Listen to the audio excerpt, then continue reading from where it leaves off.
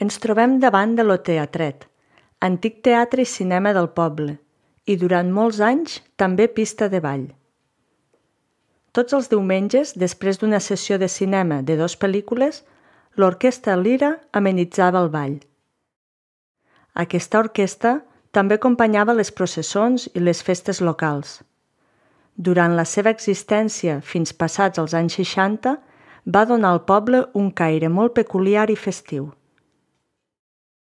Actualment, aquest edifici és el restaurant Lo Teatret, que conserva una al·legoria del teatre que va ser, un teló pintat amb motius romàntics que evoca temps passats i les estructures de les llotges.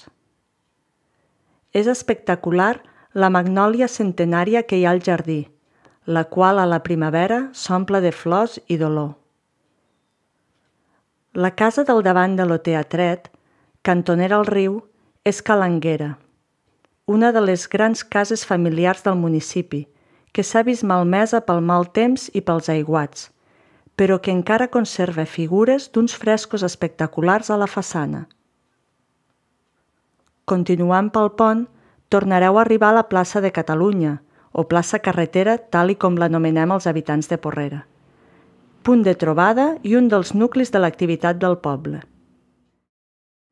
Allà trobareu Vinum, on podreu comprar i tastar alguns dels famosos i prestigiosos vins de Porrera. Aquest és l'últim punt del tomb per Porrera. Esperem que us hagi agradat i moltes gràcies per la vostra visita.